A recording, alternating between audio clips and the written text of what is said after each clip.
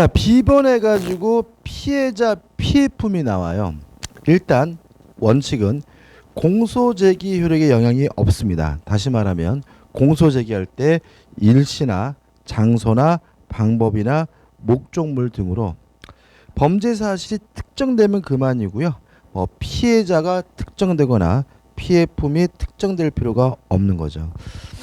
따라서 첫 번째 판례 보시면 업무상 과실치상이에요. 그 업무상 과실치상이라는 것은 결국은 업무를 통해서 사람을 다치겠다는 얘기잖아요. 보통 누가 그렇죠? 의사. 의사가 치료를 잘못해가지고 뭐죠? 사람을 다치게 한 경우에 업무상 과실치상이 되는데 이렇게 되거든요.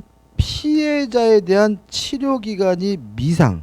그러니까 치료 기간은 어떻게요? 알 수가 없다.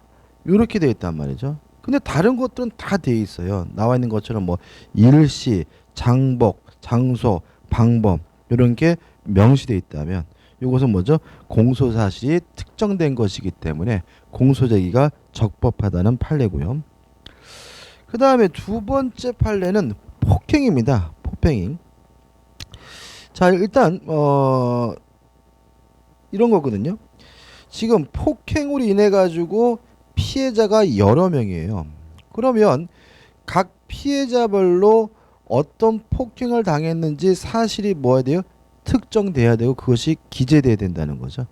따라서 만약에 그런 것이 기재되지 않고 있다면 공소제기로서 적법하지 않다는 뜻이니까 판례니까 좀 기억해 두시기 바라고. 그 다음에 세 번째 판례는 사기죄에 대한 공소 사실 기재 방법인데 한번 읽어보시면 될 것 같아요. 그 다음에 C번 재수별 특정해가지고 경합범은 개개의 범죄 사실을 특정되도록 기재할 필요가 있다.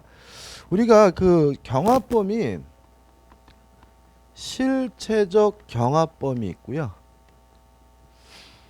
상상적 경합범이 있죠. 차이점 아시겠어요? 실체적 경합법은 여러 범죄입니다. 여러 범죄. 예를 들어 제가 오늘은 사람을 죽이고 다음 날은 뭐죠? 사람을 다치게 하고 뭐 여러 범죄가 뭐죠? 실체적 경합범이고요. 상상적 경합범은 한 개의 행위로 여러 개의 범죄를 저지르는 경우를 말해요. 가장 대표적인 것이 총으로 사람을 쐈어요. 그러면 옷을 뚫고 들어가니까 옷에 대해서는 뭐예요? 손괴죄. 사람을 죽였으니까 뭐죠? 살인죄. 이렇게 되겠죠. 그죠? 그래서 한 개의 행위로 여러 개의 범죄가 된 게 뭐죠? 상상적 경합이고요. 실체적 경합범 말 그대로 뭐죠? 여러 개의 범죄를 말하는데 보통 밑도 끝도 없이 경합범이라고 나오면 뭘 말하냐면 실체적 경합범을 말합니다. 그래서 우리가 경합범 하면 뭐죠? 실체적 경합범을 말하고 상상적 경합범은 꼭 어떻게 해요? 구분해서 쓸수록 되어 있으니까. 그러면 이제 뭔지 아시겠죠? 경합범이라는 것은 여러 개의 범죄잖아요. 그러니까 어떻게 해요? 각 범죄 사실을 따로따로 특정될 수 있도록 어떻게 해요? 기재해야 된다. 이런 얘기고. 그 다음 우측에 맨 위에 보시면 D 해가지고 교사 방조범 해가지고 교사범 뭐죠? 시킨 사람이죠. 방조범은 어떻게 해요? 도운 사람이죠. 그럼 이런 교사범과 방조범이 공범인데 그 사람들을 처벌하려면 뭐가 적시가 돼야 돼요? 진짜 범죄를 저지른 정범의 범죄 사실이 어떻게 해요? 기재되어야 특정된다는 말이 나왔으니까 한번 보시기 바라고. 그 다음에 핵심 판례 가지고 첫 번째 판례는 뭐 의미 없으니까 보실 필요가 없고요. 그 다음에 두 번째 판례는 사기죄에 대한 내용인데 한번 보시면 될 것 같아요. 그 다음에 4번 적용 법조도 기재해야 합니다. 공소장에다가. 그래서 일반론이 나와 있고 1 해가지고 적용 법조가 잘못 적혔어요. 그 다음에 또는 빠졌어요. 이럴 때 공소제기가 무효냐 이 문제에 대해서 우리 판례는 공소제기 효력은 영향이 없다 유효하다는 게 판례 입장입니다.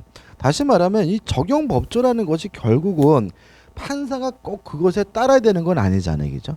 따라서 판사는 그것에 대해서 뭐 하면 그만이에요? 참고하면 그만이기 때문에 잘못 기재가 되거나 빠졌다 그래서 공소제기 자체가 무효인 것은 아님을 주의하셔야 되고요. 그 다음에 2번 보시면 공소 사실의 제명에 대한 기재는 있으나 아예 적용 법적 기재가 없어요. 그 다음에 공소 사실과 제명의 적용치를 알 수 있으므로 공소 제기는 뭐죠? 유효하나까지 이해되시죠, 그죠? 왜냐하면 적용 법조가 빠지더라도 일단 뭐죠? 공소 제기는 유효하니까요. 제명이나 적용 법조가 전부 누락되거나 아예 뭣도 없어요. 제명도 없고 그 핵심 부분이 기재되지 않았다면 적법한 공소 제기가 아니기 때문에 법원은 기각하여야 한다는 얘기입니다. 이건 좀 기억해 두시기 바랍니다. 넘기셔서 이제 임의적 기재 사항입니다. 이게 무슨 말이죠? 기재할 수도 있고 어떻게요? 안 할 수도 있고 그냥 검사 마음인 거죠. 의에서 1번. 세 번째 줄 보시면 제명의 예비적 택일적 기재도 당연히 허용된다. 이런 얘기죠. 자, 이런 얘기입니다. 지금 검사가 기소하려 보니까 요 A라는 범죄로 처벌할 수도 있고 B라는 범죄로도 처벌할 수 있어요. 근데 B라는 저 범죄는 형법이 약하고요. 얘는 뭐죠? 강해요. 근데 문제는 이게 뭐죠? 약간 좀 싸단 말이죠. A조를 기소했다가 무죄 판결 날 것 같아요. 그러면 아예 그냥 안전한 뭐죠? B죄로만 기재해야 되느냐? 아니다. 어떻게 해요? 예비적 택일적으로 기재할 수가 있습니다. 다시 말하면 A 범죄에 대해서 심리해 주십시오. 근데 만약에 A 범죄에 대해서 처벌할 수 없다면 B 범죄도 한번 생각해 보십시오. 라는 의미에서 예비적 택일적 기재가 가능하고요. 2번 해가지고 예비적 기재 해가지고 나와 있는데 이겁니다. 순서입니다. A부터 판단해주고 그리고 나서 B를 판단해 주십시오. 이렇게 쓰면 뭐예요? 예비적 기재고 택일적 기재는 또는입니다.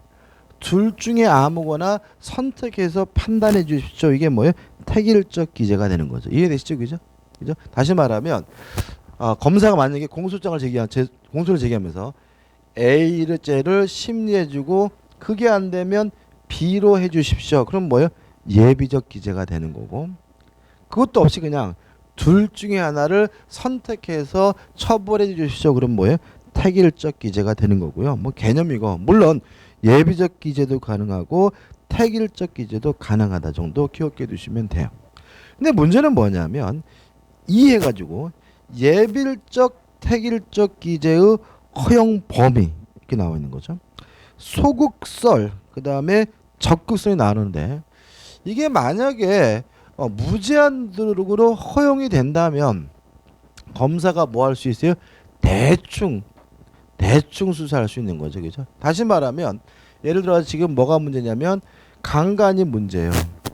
그럼 강간이 문제인데 강간죄 또는 폭행으로 처벌해 주십시오. 이렇게 만약에 허용이 된다면 검사는 그냥 대충 수사할 수 있잖아요. 그죠? 다시 말하면 폭행이 있고 그것이 성행위를 했다는 것까지 뭐가 돼야 돼요? 입증이 돼야 뭐가 돼요? 강간인데 그냥 대충 폭행이 있었고 강제 여관을 끌고 갔다는 사실만 뭐죠? 입증해가지고 대충 공소를 제기할 우려가 있기 때문에 소극설은 이게 될 수 있으면 뭐예요? 제한해야 된다는 거죠. 그래서 결론 부분 보시면 공소 사실의 동일성이 인정 있는 범위에서만 허용된다라고 보는 것이 소극설이고요. 우리 학설의 태도입니다. 그렇지만 우리 판례는 안 그렇습니다. 결론 보시면 수개의 범죄 사실의 동일성이 인정될 것 요하지는 않습니다. 따라서 어차피 우리 재판부 입장은 뭐예요? 요놈이 범죄를 저지른 것은 사실이니까 어차피 뭐는 해야 돼요? 처벌은 해야 되니까 동일성이 인정되지 않더라도 예비적 택일적 공소제기가 가능하다는 것이 우리 판례의 입장입니다. 그다음 우측에 법원의 심판 1. 심판의 대상 해가지고 A 예비적 기재 경우 해가지고 다시 말하면 둘 다 뭐 할 수 있어요? 심판할 수 있겠죠? 그럼 어떻게 해요? A죄는 무죄 파기이고 나머지만 뭐죠? 유죄 이래도 상관이 없는 거고요. 택일적 기재의 경우에는 둘 중에 하나를 심판해 달라 그랬지만 판사가 뭐 검사 요구에 꼭 따라야 되는 건 아니잖아요. 따라서 둘 중에 하나만 심판하는 것이 아니라 전부에 대해서 심판하는 것도 어떻게 가능하고요. 따라서 두 개 범죄 모두에 대해서도 유죄 판결이 가능합니다. 심판의 순서 해가지고 A 예비적 기재의 경우 해가지고 예비적 기재가 있으면 순서에 뭐죠? 제한을 받습니다. 따라서 판사는 A죄를 먼저 심리하고 B죄를 뭐죠? 나중에 심리해 줘야 돼요. 따라서 만약에 판사가 A죄에 대해서는 전혀 심리하지 않고 바로 B죄에 대해서만 심리했다면 그때는 상소의 이유가 될 수 있음을 주의하시기 바랍니다. 다시 말하면 예비적 공소 제기는 A죄로 해보고 안 되면 B죄 이런 뜻이잖아요. 근데 판사가 그냥 A죄는 묻지도 않고 뭐만 판단했어요? B죄만 판단했다면 그것은 뭐죠? 위법하다는 얘기인 거죠. 그 다음에 택일적 기재해가지고 둘 중에 하나만 뭐예요? 유죄 판결하면 되는 거죠. 따라서 둘 중에 하나만 유죄 판결하면 되니까 판사는 둘 중에 하나만 유죄 판결하면 검사는 상소할 수가 없다는 것도 좀 기억해 두시면 되겠죠. 그렇죠?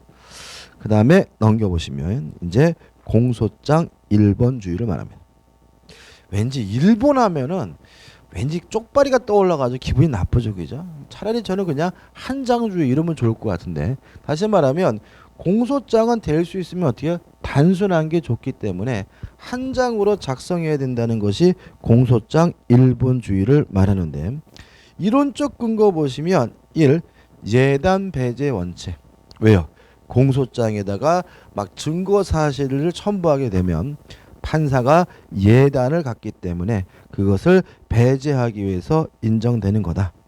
2번 공판 중심지. 자, 이게 무슨 말이냐면 이런 얘기죠.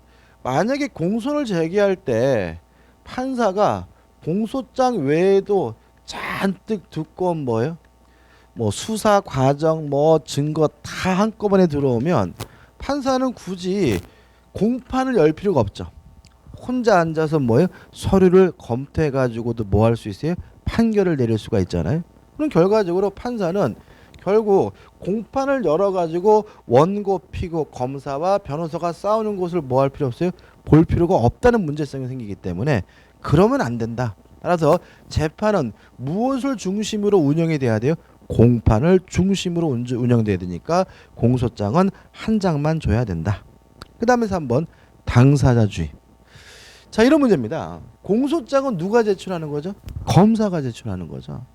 그러면 예를 들어 가지고 검사는 씨한테 유리한 서류를 잔뜩 제출하고 지금 피고 측에서는 아무것도 제출하지 않다면 무기가 평등하지 않은 거죠. 그죠? 따라서 똑같은 상태에서 이루어져야 된다는 당사자주의 원칙상 공소장은 뭐죠? 될 수 있으면 한 장만 내야 된다. 그 다음 4번 위법 증거 배제와의 관계 해가지고 어쩌고저쩌고 해가지고 이러한 견해가 있다 정도니까 한번 읽어보시면 될 것 같아요. 내용 1. 서류나 물건의 첨부가 어떻게 해요? 금지가 됩니다.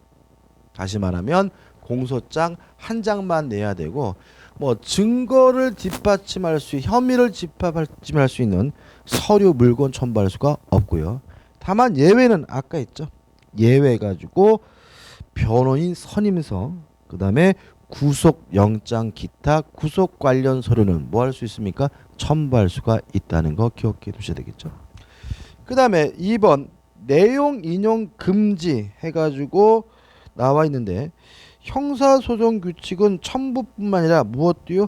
인용도 금지하고 있다. 다시 말하면 요러한 곳에서 인용했습니다. 이런 것도 금지하고 있는데 문제가 되는 것은 결론 보시면 협박, 공갈, 명예훼손 등의 사건에 있어서는 문서의 기재 내용 자체가 범죄의 구속 요건에 해당하는 사실이므로 그 공소 사실의 그 문서의 내용을 인용하여 기재하더라도 공소장 1번주 위반은 아니다라는 거 기억해 두셔야 되겠죠. 다시 말하면 지금 서류 등을 뭐 할 수도 없어요? 인용할 수도 없는 거잖아요.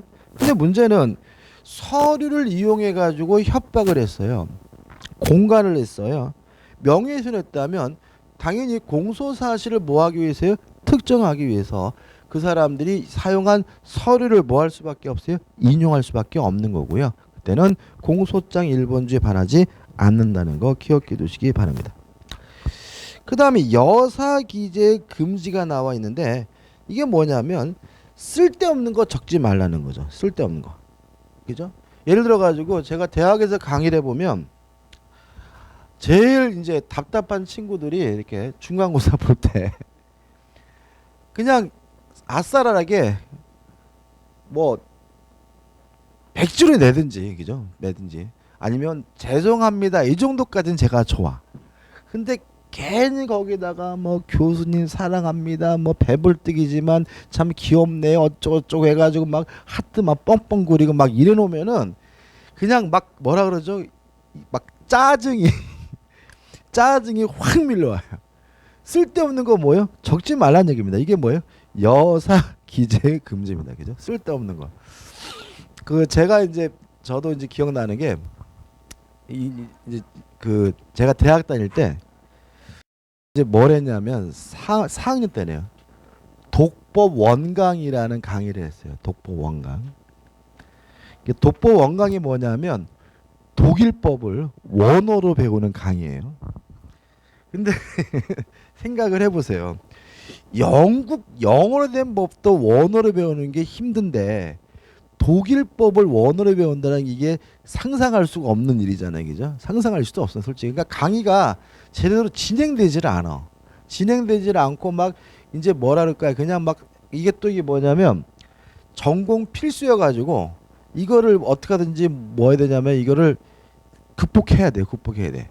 그러니까 이거를 만약에 안 듣거나 그러면 뭐가 안 돼요? 졸업이 안 되니까 꼭 들어야 되는데 거기다가 또 아무튼 복잡한데 근데 이 강의하시는 교수님이 또 특색이 어떠냐면은 우리 눈을 안 봐. 혼자서 그냥 이렇게 연구를 해주시는 분이야. 그러니까 막 엄청나게 졸립지. 또 독일어 공부해 보신 분 있어요? 독일어의 특징은요 문장이 한 문장이 길어. 그래가지고 한 페이지 전체가 한 문장인 경우도 있어요. 우리 판례 보시면 판례들이 그런 거 느꼈어요? 한 문장이라는 거 느꼈어요?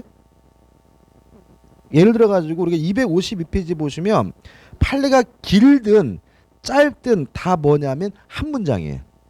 판례는 왜 이렇게 우리가 판례를 짧든 길든 한 문장으로 만드냐면 우리가 독일법의 영향을 받아서 그래요. 왜냐하면 독일어가 문장이 굉장히 길어요. 그런데 이제 그러니까 뭐 정신없죠, 근데 시험을 보는데 이제 그 일단은 제가 86학번인데 중간고사는 시험고에서 못 봤어요. 88년도니까. 근데 기말고사 딱 한 번 보는데 와 시험을 보는데 진짜 저는 한마디도 모르겠어. 그러니까 독일어가 막 잔뜩 써 있는데 뭐 이거는 이 양반이 또 우리를 너무 또 수준을 과대평가하셔가지고 공부한 걸 낸 게 아니라 공부하지 않은 걸 내셔가지고 그러니까 다른 데서 내가지고 그래가지고 저는 진짜 하나도 모르겠어요. 그래서 제가 15분 앉아있다가 이름만 써가지고 백지를 냈어요. 이름만 써가지고 백지를 냈어. 그러니까 이제 막 감독하는 주기가 놀래가지고 왜 그러냐고. 아 진짜 하나도 모르겠다고. 난 도대체 뭘 써야 될지 모르겠다고. 그랬더니 사전 주면 할 거냐 그러더라고요. 그래서 사전 주면 해보겠다 그랬는데 그래서 이제 온 친구들한테 자 사전 들고 온 사람 그랬는데 의외로 또 한 60명 정도 되는데 사전 들고 온 친구가 한 10명도 안 됐어요. 그래가지고 어떻게 해요? 그것도 안 하고 그냥 나왔어. 나와가지고 이제 성적이 나오는데 우리 60명 중에 30명이 F였어요. 30명이 F. 저는요 C 나왔어. 그러니까 이거는 이 과목은 점수가 높아야 되는 게 아니라 어떻게 하든지 뭐요? 통과해야 되는 과목이잖아요. 필수니까. 그러니까 이거 안 되면 뭐 졸업을 못 하는데 반이 F가 나오고 저는 그 중에서도 뭐죠? C가 나와서 거의 한 60명 중에서 한 11등, 12등 정도 됐었거든요. 근데 이유가 뭐예요? 저는 뭐죠? 백지를 냈는데 다른 애들은 뭔가를 막 썼나 봐. 막 그냥 뭐 대도 않는 얘기를 막 쓰니까 그 양반도 뭐가 나세요? 짜증이 나가지고 아예 안 쓴 저한테는 뭘 줬어요? C를 줬는데 뭔가를 말도 안 되는 개소리하는 친구들은 다 뭘 줘버렸어요? F를 줘버렸어요. 그래서 30명한테 F 줬던 기억이 나는데 아무튼 쓸데없는 건 뭐죠? 적으면 안 됩니다. 그래서 1번 원칙적으로 정가는 기재되지 않습니다. 기재되지 않아야 합니다. 그죠? 다만 아까 봤던 것처럼 맨 밑에 보시면 판례는 두 번째 줬죠. 공소사실과 무관한 정가라도 피고인을 특정할 수 있는 사항에 해당하는 경우는 그 기재가 허용된다고 판시하고 있습니다. 그래서 아까도 말씀드렸지만 저는 개인적으로 정가는 기재하면 안 될 것 같지만 판례가 정가를 기재도 상관이 없다라고 판시하고 있으니까 꼭 뭐 하셔야 돼요? 기억해 두셔야 되고요. 넘기셔서 2번 정가 이해의 악성격, 악경력, 악소행 이런 건 기재할 수가 없습니다. 예를 들어 가지고 그 엊그저께 그 뭐죠? 그 목사가 그죠? 목사가 자기 아이를 때려 가지고 죽였잖아요. 그죠? 그럼 예를 들어 가지고 공소장을 기재할 때 검사가 이 사람의 직업이 목사다는 등 뭐 이런 걸 기재하게 되면 판사 입장에서 뭐예요? 와 이런 나쁜 놈 어떻게 목사가 그럴 수 있어요? 그죠? 그럴 수 있잖아요. 그죠? 그런 것들은 뭐 할 수 없어요? 기재할 수 없는 거죠. 그래서 정가까지는 기재할 수 있지만 그 외 것들 뭐 성격이 지랄 같다는 둥, 뭐 경력이 뭐 완전히 얘는 뭐 완전히 뭐 직업부터가 골 때린다는 둥, 또는 그동안 수행이 아주 안 좋았다는 등 이런 건 뭐 할 수 없어요? 기재할 수가 없죠. 3번 범죄 동기도 기재할 수가 없습니다. 범죄 동기. 자, 왜 그러냐면 이런 거죠. 예를 들어 가지고 뭐 우리가 뭐 장발장 해가지고 먹을 게 없어서 진짜 굶어 죽게 생겨서 물건을 훔쳤다 이러면 그 범죄 동기가 형량을 정하는데 뭐 하게 돼요? 고려해야 되고요. 형량을 정할 때 고려돼야죠 나중에. 그렇지만 판사에게 무엇을 죽일 수가 돼요? 예단을 줄 수가 있기 때문에 그것은 뭐 되지 않는 거예요? 허용되지 않는다는 거. 동기 기재되지 않는다는 거 꼭 기억해 두시기 바라고요. 판례도 같은 취지죠. 그 다음에 여죄 사실에 기재해가지고 나머지 범죄입니다. 자, 이게 무슨 말이냐면 이 사람이 지금 예를 들어가지고 A 범죄, B 범죄, C 범죄 이렇게 네 가지 범죄를 저지른 혐의를 받고 있어요. 근데 검사가 수사를 해보니까 A 범죄에 대해서는 혐의를 입증하는 것이 가능해요. 근데 B, C, D의 범죄에 대해서는 의심은 가지만 혐의를 입증하는데 어떻게 해요? 어려움이 있는 상태예요. 이해되시죠? 그래서 뭐만 공소를 제기했어요? A 범죄만. 그러면서 요 공소장에다가 B, C, D도 얘가 한 겁니다 라고 뭐 해버리면요 기재해버린다면 또 이것도 뭘 갖게 되는 거죠? 예단을 갖게 되고요. 아직 혐의도 입증되지 않은 사실 때문에 요 A 범죄에 대한 처벌에 영향을 줄 수가 있기 때문에 여죄 사실, 여죄란 말이 나머지라는 의미입니다. 나머지 범죄 사실을 기재하는 것은 뭐죠? 허용되지 않습니다. 그 다음 우측에 보시면 공소장 1번주의 적용 범위 및 예외 가지고 1. 적용 범위 공소 제기한에서만 인정이 됩니다. 따라서 1.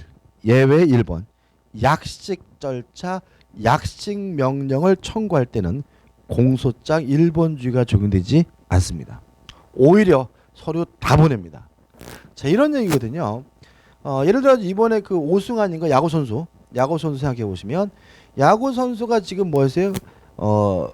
뭐였죠? 도박을 했죠, 그죠? 도박을 했는데 형량이 벌금 1,000만 원 이하거든요. 그럼 굳이 그것을 공소 제기할 필요 없이 바로 뭐 할 수 있냐면 약식 명령 처분할 수 있거든요. 그럼 약식 명령 절차는 어떻게 되냐면 검사가 수사를 해가지고 범죄 혐의가 인정되지만 굳이 복잡한 공식적인 재판 절차가 필요가 없을 때는 법원에다가 약식 명령을 뭐 하게 돼요? 청구하게 돼요. 그럼 판사는 뭘 안 합니까? 공판 진행 안 하죠. 그 서류만 가지고 그 사람에게 벌금을 얼마 내릴지를 뭐 하게 돼요?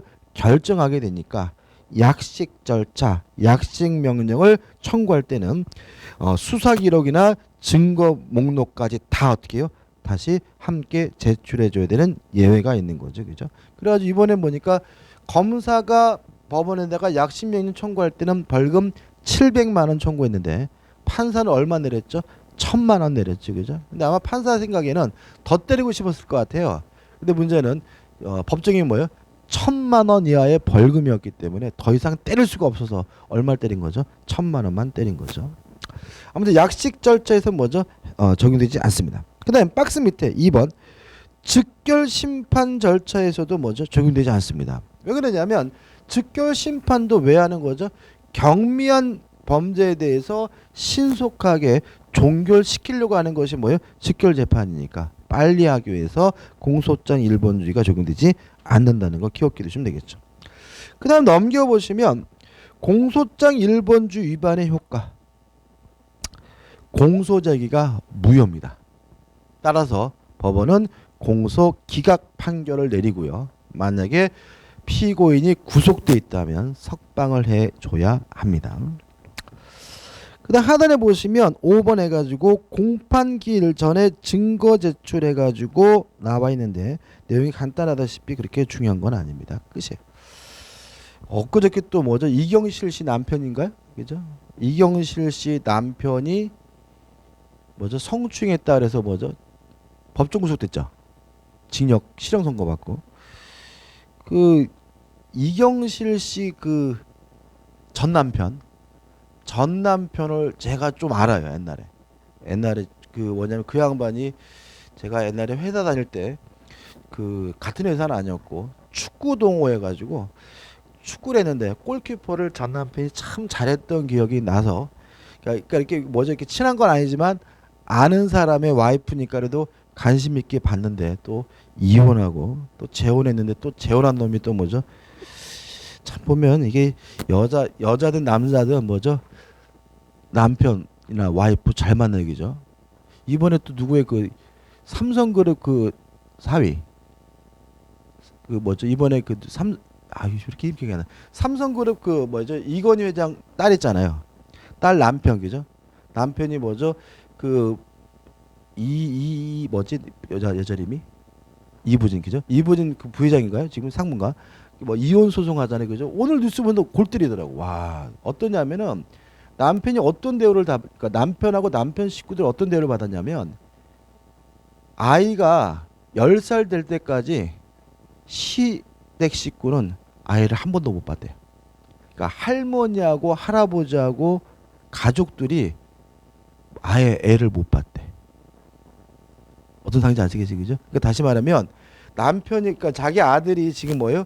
삼성가 사회로 들어가서 기쁘긴 한데 지금 이 삼성가에서 자기를 찾아오지 않을 그러니까 시댁이라고 오는 것도 안 오는 정도가 아니라 아이를 못 만나게 해서 할머니 할아버지가 10년 동안 아이를 한 번도 본 적이 없었다. 이게 나오더라고요. 그죠? 그러니까는 솔직히 그 남자 입장에서는 아이고 얼마나 불행했을까라는 생각이 들더라고요. 그 뭐 돈 문제를 떠나가지고 그 이분지 씨라는 분의 그 뭐랄까 그 사회 상규, 사회 통념 좀 이상한 분인 것 같다는 생각도 들고 제가 봤을 때 그 남자 입장이면 아무리 뭐 삼성과 사위라 하더라도 결혼 생활을 유지할 수 없을 것으로 보이고요. 그래서 저는 개인적으로 그래서 양육권을 그 여자분에게 인정한 재판부는 잘못됐다고 봐요. 지금 양육권이 지금 1심 법원에서 누구한테 인정해 주세요? 이부준 씨한테 인정해 줬잖아요. 그죠? 남편에게 인정하지 않았잖아요. 그죠? 그럼 이게 양육권이 인정이 되려면 그 여자분이 정상적으로 아이를 키우고 있었어야 되잖아요. 지금까지. 근데 문제는 뭐냐면 자기 친할아버지 친할머니도 10년 동안 못 만나게 하고 그다음에 아버지 측의 식구들을 못 만나게 했다면 그것은 정상적인 양육은 아니거든요. 그렇다면 오히려 그 아버지에게 양육권을 인정해 줘야 될 것 같은데 그게 좀 그렇죠. 그죠? 아무튼 참 결혼은요. 네 분 다 결혼을 하신 분 계세요? 안 하셨죠. 그죠? 결혼은요. 제가 이렇게 해보고 결과는 일단 살아보고 나서 결혼해야 되고요. 전에 말씀드렸죠. 한 2년 좀 살아보시고 말 안 했어요. 그죠? 결혼은요. 아무리 사랑하고 좋다 그래도 바로 결혼하시면 안 돼요. 최소한 먼저 2년을 살아보셔야 돼요. 이거는 남녀 여자 문제 여자분이 계시면 좋았을 텐데 제 딸이 지금 몇 살이냐면 24살이에요. 제 딸이. 제 딸한테도 저는 그래요. 너 나중에 뭐 아빠 나 결혼할 남자 데려오지 말고 아빠 나 얘하고 같이 살래. 그러면 내가 찬성해 준다. 그래서 남자를 한 2년 살아보고 이 남자가 진짜 내 남편이다라고 생각되면 그때 결혼해라 라고 저는 얘기를 하거든요. 딸한테도. 아들도 있어요. 아들은 지금 몇 살이냐면 이제 22살, 20살인데 아들로면 당연한 거고 그죠. 저는 개인적으로 우리나라가 이혼율이 가장 높은 이유는 뭐냐면요. 혼인제도의 문제점이에요. 그러니까 우리가 뭐 프랑스나 미국 이런 나라보다 성문화가 뭐 훼손돼 있고 뭐 굳이 부부가 더 유난히 사이가 나쁜 게 아니라 걔네들은 결혼하려면 기본적으로 어떻게요? 2, 3년 동거 생활 해보고 진짜 이 사람이 내 짝인 것 같은 뭐래요? 결혼하니까 실패 확률이 적죠. 그죠? 근데 우리나라는 어떻습니까? 그냥 두세 번 선보고 소개팅하고 한 7, 8번 만나고 뭐 솔직히 7년 사귀었다는데 한 번도 반짜리 한 번 못 해보고 막 이런 식으로 결혼하니까는 실제는 어떻게 돼요? 그 남자가 나하고 맞는지에 대해서는 잘 모르는 거잖아요. 그 여자가 나하고 맞는 거는 어떻게 잘 모르는 거잖아요. 솔직히 여자는요. 결혼하기 전에 여자하고 결혼 후에 여자는 180도 달라요. 제 처는 저하고 초등학교, 고등학교, 대학교 동창이에요. 제 처하고 저는. 초등학교부터 동창이 진짜 잘 알겠죠, 그죠? 진짜 잘하는데도 결혼하기 전에 제 처하고 결혼한 후에 제 처는 진짜 달랐어요. 지금 이제 뭐 한 30년이 돼가니까 그냥 그러는데 그 결혼해가지고 막 첫째 낳고 둘째 낳고 그때는 진짜 힘들었어요. 서로 힘들었는데 그게 뭐냐면 결혼 전과 후가 물론 여자도 똑같이 느끼겠지만 남자 여자가 달라요. 그래서 꼭 어떻게 해요? 살아보시고 그죠? 꼭 제 말 잊지 마세요. 그죠? 꼭 살아보세요. 최소 몇 년 살아보세요. 1년 가지고 안 돼. 1년은 어떻게 해요? 위장할 수가 있어요. 본색을 숨길 수가 있기 때문에 한 2년 가까이 살아보시고 나서 진짜 이 여자가 내 짝인 것 같으면 그때 결혼하시는 거예요. 그래야 뭐 하잖아요? 실패하잖아요. 그래서 서양 사람들은 우리나라 결혼조에 대해서 야만적이라 그래요. 야만적이라. 왜냐하면 결혼처럼 중요한 일이 없는데 어떻게 이렇게 쉽게 결정하느냐 이거죠. 그러니까 그거를 여성을 동반자적으로 보는 것이 아니라 여성을 먼저 자기 소유물, 자기의 객체, 내 일부 이런 식으로 받아들이고 있기 때문에 이런 남성들의 의식 때문에 이런 결혼 문화가 유지되고 있다고 봐요. 그래서 서양 애들이 봤을 때는 남녀 평등 차원에서도 어떻게 해요? 동거를 2, 3년 한 후에 결혼해야 된다는 거죠. 그래서 가장 엽기적인 게 뭐예요? 베트남 가가지고 여자 사오는 거. 그잖아요, 그죠? 서양 애들은 결혼하려면 뭐예요? 2, 3년 동거하잖아요, 그죠? 근데 우리나라 사람들은 심지어 어떻게 해요? 베트남 가가지고 쭉 세워놓고 이쁜 아가씨 골라가지고 바로 어떻게 해요? 2, 3년 만에 결혼하고 오잖아요. 그죠? 그러니까 그런 게 서양 사람들은 이게 상상도 못하는 엽기적인 결혼 행세인 거죠. 그죠? 그러니까 여러분들 절대로 이거 녹화는 들어네.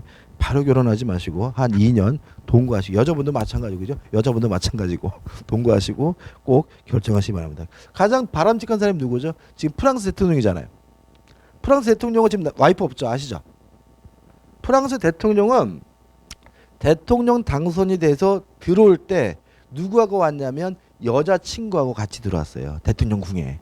그래가지고 거기는 와이프가 없고 뭐가 있었냐면 여자친구가 있었어요. 그래서 여자친구가 영부인 역할을 했어요. 프랑스가. 근데 엽기적인 것은 뭐냐면 작년인 것 같은데 작년에 이 여자친구가 프랑스의 영부인으로서 이집트인가 어딘가 방문하고 있는 사이에 대통령이 선언했어요. 난 마음 바뀌었다. 다른 여자친구로 갈아타겠다라고 선언을 해요. 그래가지고 그 원래 여자친구가 외국에서 순방하다가 자기 남자친구가 뭐죠? 나 이제는 걔하고는 찢어지고 새로운 여자친구하고 살 거다라고 선언하는 바람에 이 여자가 분이 뭐죠? 공중에 붕 뜬 사건도 있었어요. 그래가지고 지금 이제 대통령 궁에 있는 사람은 뭐예요? 새로운 여자친구예요. 그만큼 걔네들은 뭐예요?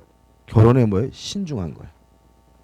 우리나라 같아 봐요. 난리 나지, 그죠? 어디 대통령, 예를 들어 박근혜 대통령이 남자친구를 데리고 청와대 사친다 그래봐. 난리 나죠. 저는 개인적으로 그러면 안 돼. 무슨 박근혜 대통령이 수녀예요? 그건 아니잖아요. 그분이 무슨 뭐 순결을 지켜야 될 분이에요? 그건 아니잖아. 그분도 정상적으로 연애할 수 있는 거고요. 남자친구 있으면 어떻게 남자친구 데려다가 살 수 있는데 그거에 대해서 우리가 무슨 터부시하는 문화도 좀 이상한 것 같고 다시 말해 우리나라도 그냥 어떻게 해요? 일단 여자친구 단계에서 시작하는 게 좋다 이거죠. 뭐가 얘기 나왔죠? 263점. 자, 263페이지 보시면 공소제기의 효과가 나와요. 1항 해가지고 공소제기의 소송법상 효과 해가지고 1. 소송 계속이라는 말이 나오는데 의에 나와 있는 것처럼 수소법원의 심리와 재판의 대상이 되는 상태를 소송의 계속이라고 합니다. 쉽게 말하면 공소가 제기가 되면 이제 뭐가 되는 거예요? 소송이 뭐가 되는 거예요? 시작이 되는 거죠. 그죠? 그래서 2번 소송 계속의 종류에서 한번 읽어보시면 될 것 같고 3번 소송 계속의 법적 효과 해가지고 1. 적극적 효과에서 처음에 나와 있는 것처럼 이제 법원은 당해 사건을 심리하고 재판할 수 있는 권리와 의무를 갖게 되고요. 검사와 피고인은 당사자로서 심리에 관여하고 법원의 심판을 받아야 하는 권리와 의무를 갖게 됩니다. 다시 말하면 공소가 제기되면 이제부터 본격적인 뭐가 시작되는 거죠? 공판이 시작되게 되는 거죠. 그다음 넘겨보시면 소송 계속에 뭐가 나오죠? 소극적 효과가 나와요. 1번 똑같은 사건에 대해서 다시 공소가 제기될 수가 없습니다. 따라서 만약에 다른 법원의 똑같은 사건에 대해서 공소가 제기되면 재판하지 않습니다. 이걸 우리가 이중 기소 금지라고 합니다. 따라서 2번 동일 사건이 동일 법원의 이중으로 기소가 됐다면 늦게 된 사건은 공소기각 판결을 해야 합니다. 자, 이런 얘기죠. 원래 이런 일이 있으면 안 되겠죠. 그죠? 예를 들어 가지고 갑이라는 사람이 범죄했다는 이유로 첫 번째 뭐가 됐어요? 공소가 제기됐어요. 근데 검사가 가면 보니까 요 공소 제기된 이 판사 판결을 담당하는 판사가 예를 들어서 K라는 판사예요. 근데 검사가 가보니까 요 판사는 좀 약간 만만치 않은 사람이에요. 다시 말하면 자기가 공소 제기해서 패소할 것 같아요. 어떻게 해요? 재판에 질 것 같아요. 그래서 어떻게 해요? 또다시 똑같은 사건으로 다시 뭐예요? 공소를 제기할 수가 있어요. 이럴 수 있죠. 그죠? 그러면 뭐예요? 이제는 자기 마음에 드는 뭐가요? Y 판사가 뭐죠? 재판을 진행할 수가 있잖아요. 이런 건 뭐죠? 허용되지 않는다. 그죠? 따라서 두 번째 제기된 공소 제기에 대해서는 법원은 재판 안 하겠다. 공소 기각 판결을 내리게 됩니다. 그것이 뭐죠? 2번이죠. 그 다음에 3번 동일 사건을 수개 법원에 이중 기소한 경우 해가지고 어쩌고 저쩌고 나와 있는데 일단 이중으로 공소 제기된 경우는 사물관한이 다르면 사물관한이 다르다는 말은 뭐냐면 우리가 이런 거죠. 경미한 범죄의 경우에는 단독 판사가 뭐 하게 돼요? 심리하게 되고 중한 범죄의 경우에는 뭐죠? 합의부가 뭐예요? 심리하게 되잖아요. 그죠? 이게 뭐예요? 사물관할이에요. 근데 지금 어떻게 됐냐면 단독 판사에게도 공소가 제기됐고 합의부에도 뭐죠? 공소가 제기됐다. 다시 말하면 사물관할이 다르면 어떻게 하느냐? 법원 합의부가 뭐합니까? 심판합니다. 그죠? 다시 말하면 둘 중에 누가 재판하면 돼요? 법원 합의부가 하면 되고요. 그 다음에 사물반할이 같은 경우 다시 말하면 똑같은 합의부 재판부인데 여러 곳에서 제기되면 그때는 먼저 공소 제기를 받은 법원이 심판하고 늦게 다시 말하면 심판할 수 없게 된 나머지 법원은 공소 기각 결정을 하게 됩니다. 그죠? 무슨 말 아시겠죠? 그죠? 다시 말하면 같은 법원이면 그냥 늦게 된 공소 제기 그냥 따질 필요 없이 뭐예요? 기각해 버리고 만약에 법원이 여러 곳인 경우에는 일단 합의부에서 뭐죠? 관할하되 만약에 사물관할이 동일하게 모두 합의부면 먼저 공소 제기 받은 법원이 심판하고요. 나머지 법원은 뭐 하게 돼요? 공소를 기각하게 된다는 거 기억해 두시면 되겠죠. 그 다음에 심판범위 한정부터 다음 주에 할까요? 그죠? 다음 주에 심판범위 한정부터 보고요. 다시 말씀드리지만 명절 잘 세시고 다음 주에는 뭐죠? 5시 반까지 할 테니까 좀 아시고 오시기 바랍니다. 그래서 다음 주에도 만약에 인원이 적으면 같이 점심 먹어보자고 그죠? 제가 점심을 쏘겠습니다. 인원이 적으면 그죠? 오늘 수고 많으셨습니다. 감사합니다.